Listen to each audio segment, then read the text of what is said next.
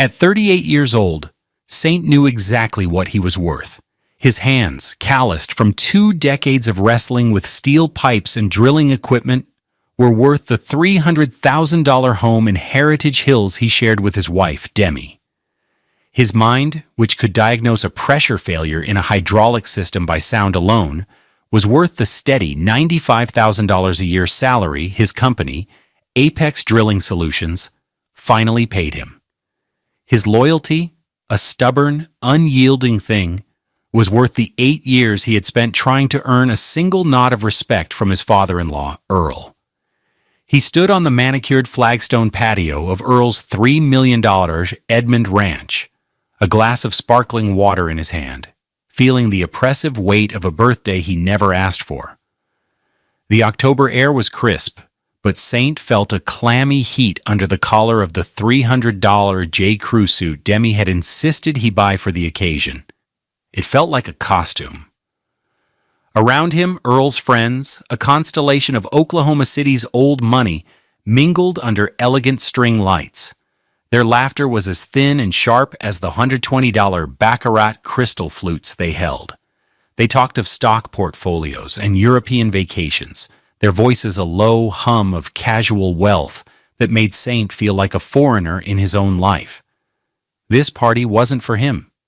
It was a performance piece for Demi and her father, a stage on which they could display their magnanimity.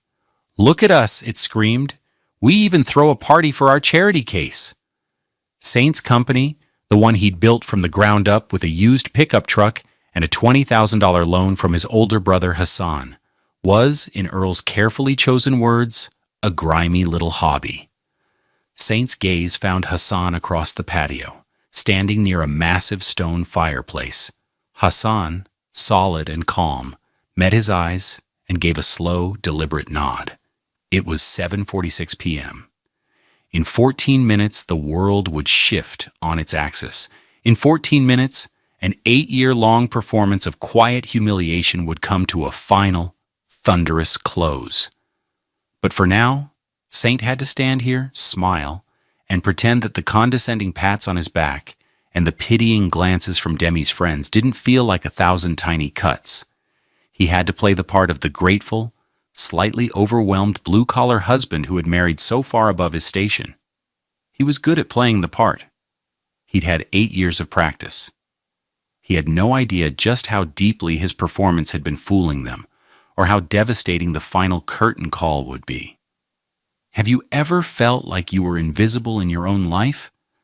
Like your achievements were measured on a scale you didn't even know existed? Let us know in the comments if you've ever had to smile through a moment that was breaking you inside. The foundation of their life together was built on a series of quiet compromises, each one a brick in the wall that now stood between them. The house in Heritage Hills was the perfect example. It was a beautiful 1920s Tudor revival, all brick and steep gables, a home Saint had dreamed of affording one day. When they found it, listed for $450,000, he'd done the math 100 times. With the $75,000 he had in pre-marital savings for a down payment, the mortgage would be tight, but manageable. The first crack appeared in the living room. Demi stood in the empty space, her arms crossed, a frown on her luminous, deep brown face. "The furniture from your apartment just won't do, Saint. It's functional." The word hung in the air, smelling of cheap particle board and bachelorhood. He had a sturdy, comfortable $900 Ashley furniture sofa he'd been proud of. A week later, she took him to a high-end design store downtown. She walked him to a sprawling, cream-colored sectional sofa that looked like it had never been touched by human hands. "This is it," she breathed. The price tag read $12,499. Saint felt the blood drain from his face. "Demi, we can't. The mortgage, the property taxes, it's not in the budget." She gave him a patient, slightly pitying smile. "Don't worry about it, honey." The next day, the sofa was delivered. When Saint asked how, she waved a dismissive hand. "Daddy helped. He wants us to be comfortable." Saint didn't feel comfortable. He felt like a guest in his own home, sitting on a monument to his own inadequacy. Earl's money was a silent third person in their marriage, and it always took her side. The pattern repeated itself endlessly. The $8,000 marble slab for the kitchen island because she hated the laminate. The $5,000 Sub-Zero refrigerator because the Kenmore he'd picked out was what renters have. Each purchase was a quiet reminder from Earl, delivered via Demi, that Saint wasn't providing the life his daughter deserved. He wasn't enough. His world was the Tinker Oil Services yard, a sprawling expanse of red dirt, stacked pipes, and the constant roar of diesel engines. He'd arrive at 5 a.m., the air thick with the smell of grease and hot metal. He loved it. It was a place of tangible problems and real solutions. He'd spend his days in grease-stained $60 Carhartt overalls and $150 Red Wing boots, his hands turning bolts, his mind calculating fluid dynamics. He came home bone-tired, but satisfied. The grime under his fingernails, a testament to a day of real work. One evening, he walked into the pristine kitchen, leaving his boots by the door as always. Demi was at the Marble Island, scrolling through her phone. She looked up, and her nose wrinkled just slightly. "Saint, could you maybe shower before you come in here? You bring the whole yard home with you." He looked down at his hands, at the honest dirt of his labor. He felt a chasm open between them, a vast, sterile space as wide and white as her $12,000 sofa. That night he tried to bridge it. He told her about a breakthrough he'd had, a new biodegradable drilling lubricant he'd been developing in his small on-site lab for months. It could revolutionize his small corner of the industry. "It could be huge, Demi. It's more efficient, and it's better for the environment." She didn't look up from her phone, where she was admiring photos from a charity gala she'd attended with her mother. "That's nice, honey," she murmured, her thumb swiping, swiping.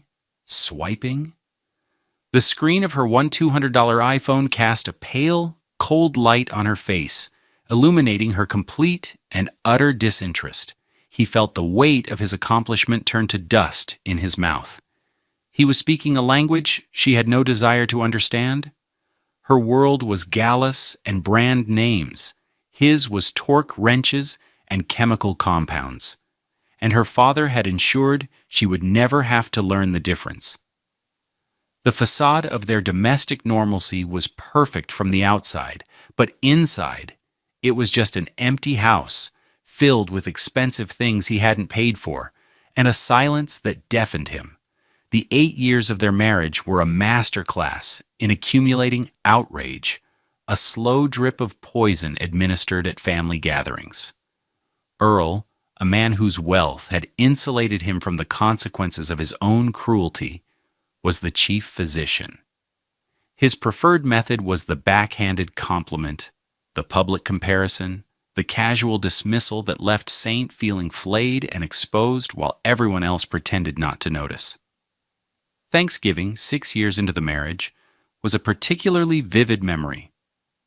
The family was gathered around Earl's colossal dining table, a slab of polished mahogany that probably cost more than Saint's first truck.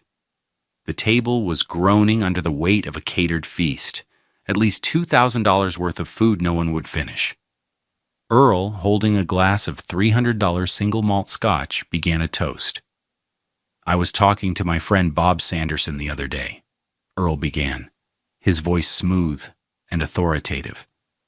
He let his gaze drift around the table before it landed, with surgical precision, on Saint.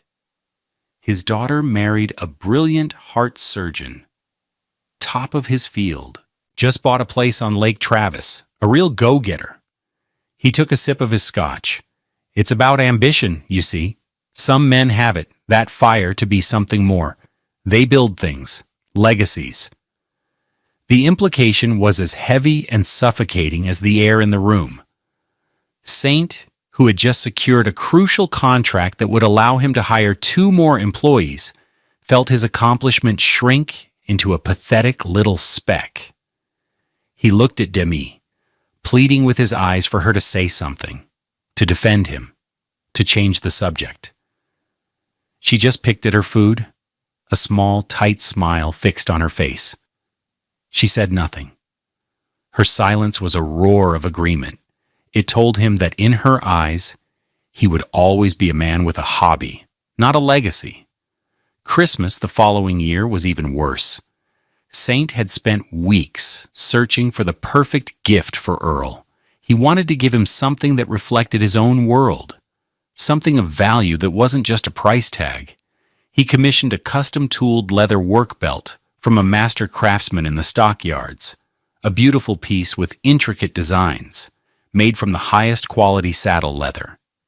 It cost him $400, a significant expense. He wrapped it himself, hoping it would be a bridge between their two worlds. On Christmas morning, in a storm of shredded, expensive wrapping paper, Earl opened it. He held up the belt, his expression unreadable. "Well, look at that," he said, the words lacking any warmth. "Very rustic." He gave a thin, polite smile and set the box aside on a mountain of discarded ribbons. Later that day, Saint went to throw away a crumpled piece of wrapping paper in the garage trash can. There, nestled amongst empty gift boxes and tissue paper, was the leather belt. He hadn't even taken it out of the box. Saint felt a cold, sharp blade twist in his gut. He stood there for a full minute, just staring. The door from the kitchen opened, and Demi walked in. She saw him, saw what he was looking at. Her eyes widened for a split second, a flicker of something, guilt, maybe, or pity, before her mask of placid indifference snapped back into place. She walked to him and put a hand on his arm. "He's just particular, you know that?" she whispered, as if that explained everything. "He doesn't really have a use for things like this." The cruelty wasn't just that Earl had thrown it away. It was that Demi was making excuses for him, asking Saint to absorb the insult and pretend it didn't happen. The final straw had been building for months, but it settled into place the week before his 38th birthday. On Monday at 10 a.m., Saint sat in a glass-walled conference room in downtown Oklahoma City. Across from him were 3 lawyers from Halliburton. After 6 months of grueling negotiations, they had just signed the final documents. Apex Drilling Solutions, his grimy little hobby, had been acquired for $100 million. The wire transfer was pending. He was bound by a 7-day, ironclad non-disclosure agreement. He couldn't tell a soul until 8 p.m. on the day of his birthday party. He drove home in his 2012 Toyota Camry, a car with 187,000 miles on the odometer, his hands trembling on the wheel. He was holding the biggest secret of his life, a secret that reshaped his entire world. He walked into his house, the house Earl's money had furnished, and found Demi on the phone with a caterer. Her face was pinched with frustration. No, that won't do at all," she was saying. "I need gluten-free options for at least 30% of the guests." She hung up and sighed dramatically, turning to Saint. "This party is going to be the death of me. It's just so much expense and effort for your birthday." The words hung in the air between them. "For you?" As in someone not worth the expense and effort. He was a social obligation, a box she had to check. He looked at his wife, the woman who was supposed to be his partner, and felt an overwhelming sense of finality. He was holding a winning lottery ticket worth $100 million. And she was complaining about the price of canapes for a party he didn't even want. In that moment, he knew his marriage was over. The only question left was how to end it. The NDA, once a legal restriction, now felt like a gift. It gave him 7 days. 7 days to plan. 7 days to move his pieces into place for the final, quiet checkmate. Friday, October the 14th. The countdown had begun. At 7:45 p.m., Saint stood on the edge of the sprawling patio, the Oklahoma sky a deep, star-dusted indigo above him. The meticulously landscaped grounds of Earl's Ranch rolled away into the darkness, the distant lights of Oklahoma City, a faint glimmer on the horizon. A cool breeze rustled the leaves of the massive oak trees, carrying the scent of expensive perfume, smoked brisket, and the cloying sweetness of resentment. Every detail of the scene was a carefully curated display of wealth. The string lights, which must have cost $1,000 to install, cast a warm, inviting glow that felt entirely false. The flickering flames in the 6-foot-wide stone fireplace, a $25,000 addition, threw dancing shadows that made the smiling faces of the guests look like grotesque masks. He took a slow sip of his water, the ice cubes clinking against the side of the heavy crystal glass. He could feel the vibrations of the live band, a jazz trio that probably cost $5,000 for the evening, through the soles of his shoes. He felt utterly, completely alone, an island of quiet resolve in a sea of performative chatter.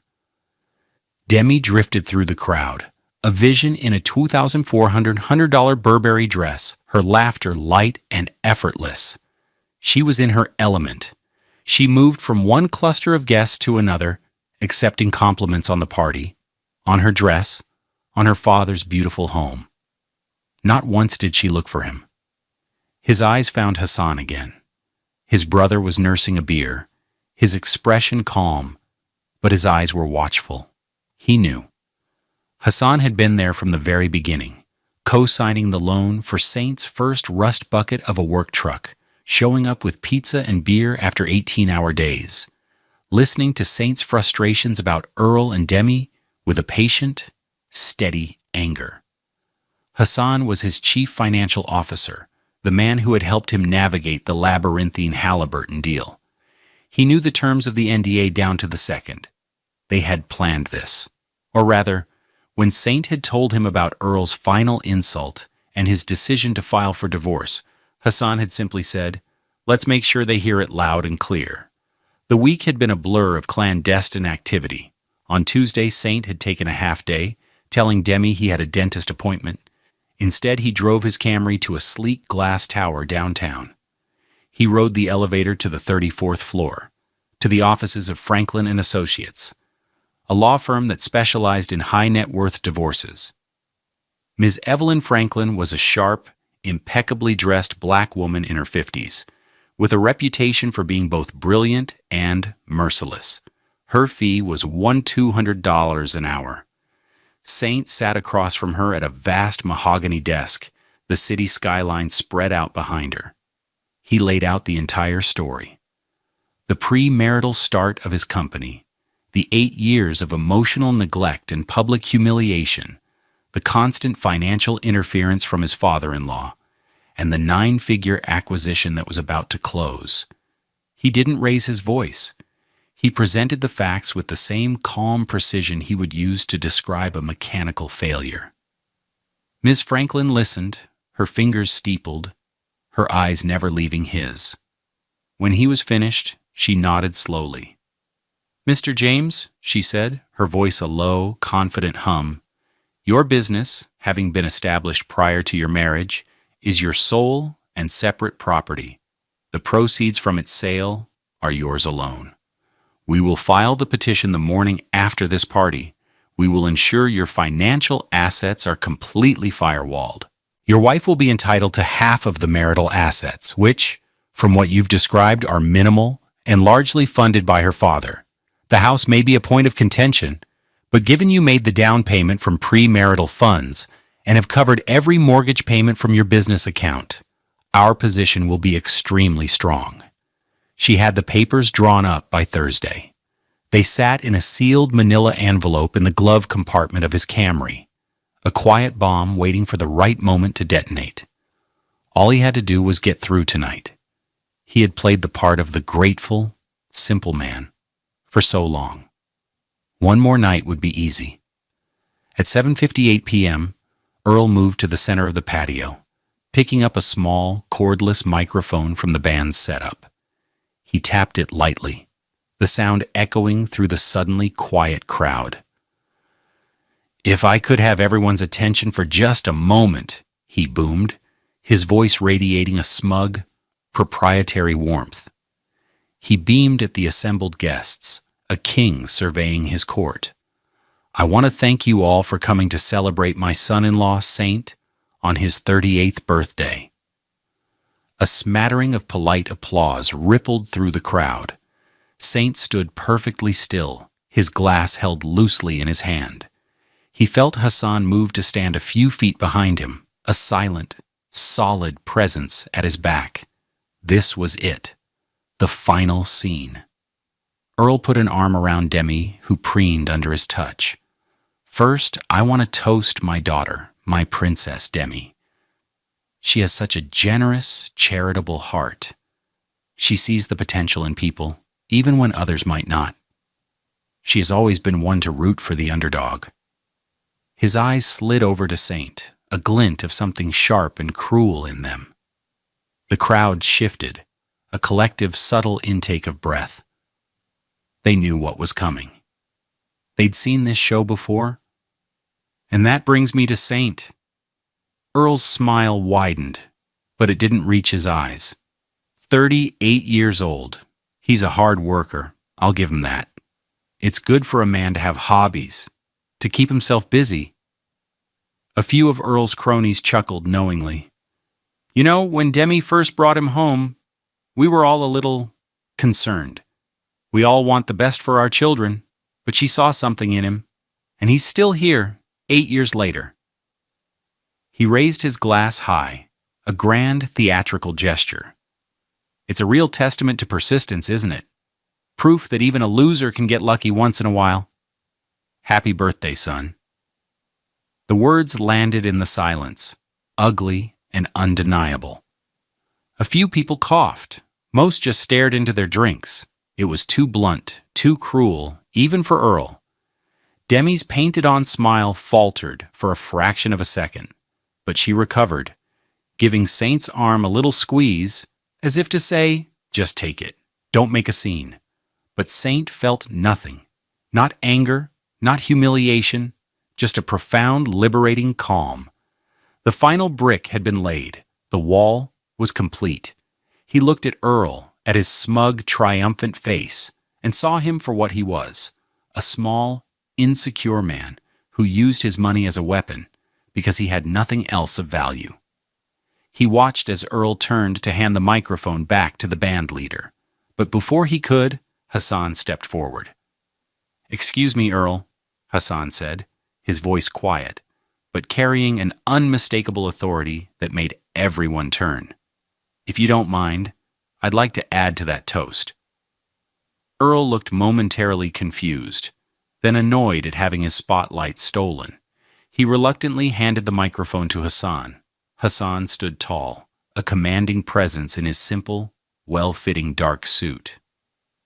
He was a handsome man, his deep brown skin a stark contrast to Earl's ruddy complexion. He looked out at the crowd, then his eyes settled on Saint, and a genuine, warm smile lit up his face. "My brother and I, we didn't grow up like this," Hassan began, gesturing to the opulent surroundings. "Our father was a mechanic over at Tinker Air Force Base. He worked with his hands. He taught us that a man's worth isn't in his bank account. It's in his word, his integrity, and the sweat of his brow." He turned his gaze to Earl, his smile gone, replaced by a look of cold, hard clarity. "You talk about persistence, Earl. My brother persisted for 12 years, building a company from a single truck and a dream. He persisted through 18-hour days and sleepless nights, covered in grease and mud. He persisted when banks laughed at his business plan. He built something real, something of value, with his own two hands and his own brilliant mind." Hassan paused, letting the silence stretch, building the tension to an unbearable degree. Demi was staring at him, her brow furrowed in confusion. Earl's face had gone rigid. "You talk about getting lucky," Hassan continued, his voice ringing with power. "Well, my brother doesn't believe in luck. He believes in work, and his work has finally paid off. I've been his CFO for the past 5 years, so I have a unique insight into his hobby. He let the word hang in the air, dripping with sarcasm. As of 8 p.m. tonight, a non-disclosure agreement he signed has officially expired, which means I am honored and incredibly proud to be the first to publicly congratulate my brother, St. James, on the successful acquisition of his company, Apex Drilling Solutions, by Halliburton. A collective gasp went through the crowd. You could hear it, a sharp, unified intake of breath. Hassan wasn't finished. He looked directly at Earl, his eyes like polished steel. The final sale price was $100 million. Dead. Absolute silence. The band had stopped playing. The chirping of crickets in the vast lawn suddenly seemed deafeningly loud. Then, a crash. Demi's hand had gone slack, and her $120 Baccarat champagne flute had slipped from her fingers, shattering on the flagstone patio. The sound broke the spell. Her face was a mask of utter, uncomprehending shock. Her mouth was slightly open, her eyes wide and staring, fixed on Saint as if seeing him for the first time. Earl's face was even more spectacular.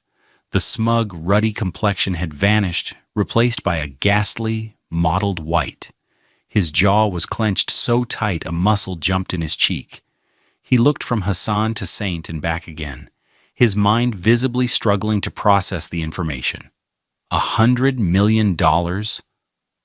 The number was an alien concept when applied to the man he had just publicly branded a loser. Saint hadn't moved. He simply raised his glass of water, looked his brother in the eye, and gave him a slow, grateful nod. The toast was complete. What do you think was going through Demi's mind in that exact moment? The shock, the regret, the calculation? Share your thoughts below. We've all seen that look of sudden realization on someone's face. The drive home was a silent 20-minute ordeal. Demi sat in the passenger seat of Saint's Camry, the worn cloth interior suddenly feeling cheap and suffocating to her. She kept opening her mouth to speak, then closing it again, as if searching for a script that didn't exist. The air was thick with unspoken words, with the deafening roar of Hassan's announcement. Saint drove, his hand steady on the wheel. He felt a strange sense of detachment, as if he were watching a movie of his own life. He could feel her desperation radiating off her in waves. It was a new and unfamiliar sensation. For 8 years, he had been the one desperate for her approval, for a crumb of respect. Now the tables had turned with such dizzying speed that she was still catching up to the new reality. They pulled into the driveway of the Heritage Hills house. The warm lights she'd left on in the windows no longer looked welcoming. They looked like stage lights on a set that was about to be struck. He didn't wait for her. He got out of the car, walked inside, and went straight to the guest bedroom. He closed the door behind him without a word. He heard her come in a few moments later, her footsteps hesitant in the hallway. She stopped outside his door. He waited, holding his breath. After a long moment, she walked away, her footsteps retreating towards their master suite. He slept soundly for the first time in years. The next morning, at precisely 8 a.m., he walked into the kitchen. The sun streamed through the large windows, illuminating the dust motes dancing in the air and the faint streaks on the $5,000 Sub-Zero refrigerator. Demi was sitting at the $8,000 marble island, a mug of coffee untouched in front of her. Her eyes were red and swollen. She was still wearing the $2,400 Burberry dress from the night before. It was rumpled and sad. She looked up as he entered, her face a mixture of hope and fear. "Saint," she began, her voice hoarse, "we need to talk. Last night was a shock. My father, he can be... You know how he is. He didn't mean it." Saint walked to the island and placed a single, thick manila envelope on the cool marble surface. He pushed it gently towards her. The sound was soft, but it echoed in the cavernous silence of the kitchen like a gunshot. "These are for you," he said. His voice was calm, level, and devoid of any emotion. Her brow furrowed. She picked up the envelope, her hands trembling slightly. She fumbled with the clasp before pulling out the sheaf of papers. She stared at the top page, at the bold heading, "Petition for Dissolution of Marriage." Her head snapped up, her eyes wide with disbelief and dawning horror. "Divorce? Saint, no, you can't. We can talk about this. We can go to counseling. We can fix this." He looked at her, really looked at her, and felt a profound sense of pity, not for her, but for the years he had wasted. "There's nothing to talk about, Demi," he said, his voice gentle but unyielding. "We haven't really talked in 8 years. You just haven't been listening." He turned and walked out of the kitchen. Her pleading followed him down the hall. "Saint, please, don't do this. I love you. We can have a new start, a real start." He closed the front door behind him. The sound of her cries abruptly cut off. It was over. The consequences began to cascade almost immediately, a series of dominoes set in motion by Hassan's speech. The first to fall was Demi. Her access to their joint checking account, which Saint had used for household expenses, was cut off by 9 a.m. Ms. Franklin had filed an emergency motion freezing all marital assets pending the divorce settlement. The account held a modest $7,800. Her own trust fund, a gift from her father, contained about $50,000, enough to live on for a while, but not enough to sustain the lifestyle she was accustomed to. She was cut off from the $100 million fountainhead. The notice from Ms. Franklin's office arrived via courier that afternoon, informing her she had 30 days to vacate the property, as it was being claimed as Saint's separate asset. She would have to move back into her father's ranch, a 35-year-old divorcee, living in her childhood bedroom. The second to fall was Earl. The whispers started before the party even ended. By Monday morning, they had become a roar. 3 of his most important business partners, men who had been at the party and witnessed his spectacular misjudgment firsthand, called to pull their money from an upcoming real estate development deal. They saw him not just as a cruel man, but as a terrible judge of character and a bad investment risk. The loss was immediate and catastrophic, a combined $5 million in capital, effectively killing the project.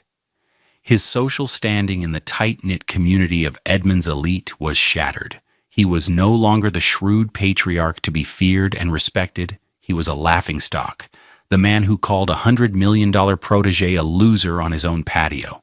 Then came the voicemails. Saint had instructed Ms.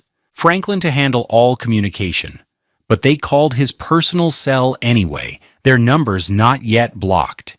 He let them go to voicemail, listening to them once, before deleting them, like a scientist observing specimens in a petri dish. Demi's first message? Saturday at 11:02 a.m. Pleading. "Saint baby, please call me. We can fix this. I know we can. I was just in shock, please." Her second, Saturday at 4:30 p.m., angry. "You can't just do this. You can't just walk away after 8 years and throw papers at me. I have rights. My father will..." Her third, Sunday at 9:15 p.m., crying, nearly incoherent. "I'm so sorry, Saint. I'm so sorry. I should have stood up for you. I know I should have. I was just scared of him. Please don't leave me. I don't know what I'll do." Earl's were even more revealing. His first, Saturday at 2:10 p.m., demanding, furious. "You call me right now. You have made a mockery of my family. You think you can pull a stunt like that in my own home? We have things to discuss." His second, Monday at 10 cows a.m., after his deal collapsed, threatening. "You have no idea who you're messing with. You think your new money protects you? I will bury you.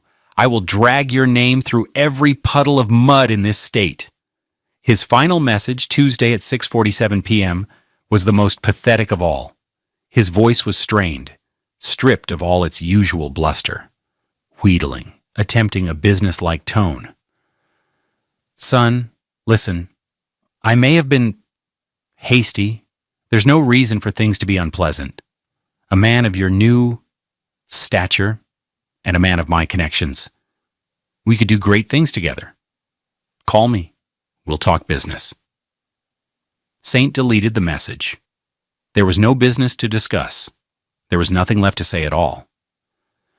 2 years later, the Oklahoma sun was warm on Saint's face. He stood on a newly constructed stage at the Francis Tuttle Technology Center, a light breeze rustling the banner behind him.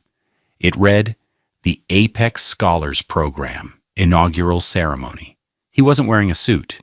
He was in a comfortable pair of dark jeans, his favorite $150 Red Wing boots, and a clean dark blue $200 Carhartt jacket. In front of him sat the first class of 20 Apex Scholars.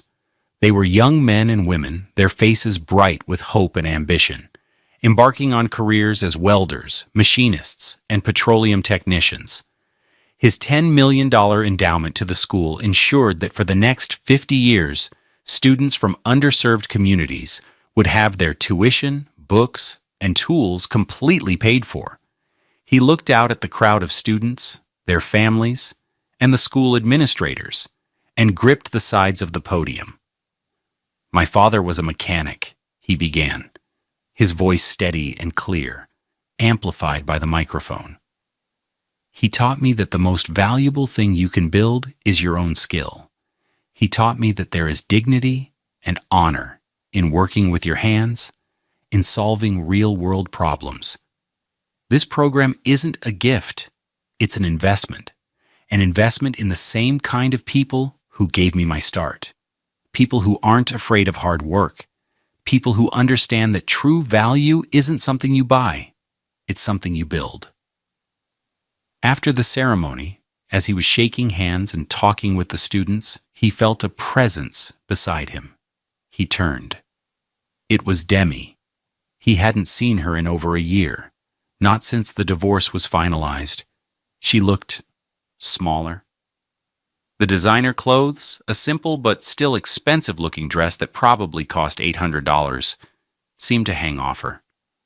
Her once perfectly styled hair was simpler now. The fire of defiance and entitlement in her eyes had been replaced by a quiet, weary sadness. "Saint," she said, her voice soft. "That was a beautiful speech." "Thank you, Demi," he replied, his tone polite but neutral. There was no anger left. It had all burned away, leaving behind only the calm, gray ash of acceptance. They stood in an awkward silence for a moment. "I'm sorry," she said finally, the words sounding genuine for the first time. "For everything. For not seeing you, for not being a wife to you. I was a coward. I know that now." He nodded slowly, accepting the apology not for her sake, but for his. It was the closing of a final door, the last page in a long and difficult chapter. "I hope you find what you're looking for, Demi," he said.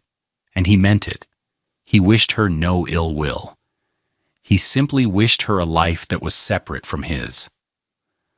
She gave a small, sad smile and walked away, disappearing into the crowd. Later that week, he took a long weekend for himself. He drove west, towards the granite peaks of the Wichita Mountains. He was in his new truck, not a flashy sports car, but a fully restored and modified 1978 Ford Bronco, a deep forest green. It was a $40,000 passion project, a beautiful, rumbling piece of American steel he'd had rebuilt from the frame up. With the windows down and the gritty sound of old soul music playing on the stereo, he drove the winding roads of Quartz Mountain as the sun began to set, painting the sky in fiery shades of orange and purple. He pulled over at a scenic overlook, got out, and leaned against the warm hood of the Bronco. He looked out at the vast, rugged landscape, at the endless Oklahoma sky. The air was clean and cool. He felt a profound sense of peace settle over him, a peace that had been earned through turmoil. He realized then that true wealth was never about the money. The $100 million hadn't changed who he was. It had simply given him the freedom to be himself, fully and without apology. It had been a key, unlocking a cage he hadn't even realized he was in. True wealth, he understood now, was the quiet confidence of self-respect. It was the freedom of an open road at sunset. It was the satisfaction of building something that would outlast you, not for a legacy, but for the simple, good feeling of giving back. Some people, like Earl, spend their lives polishing the cage, decorating it with expensive things, never realizing they are prisoners of their own making. They are so obsessed with the price of everything that they never learn the value of anything. Saint was free, and he was finally, truly, rich. What does true wealth mean to you? Is it financial freedom, peace of mind, or something else entirely? We believe stories like Saint's remind us of what truly matters. If you agree, subscribe to Love Beyond Pride for more stories about finding strength in the face of betrayal.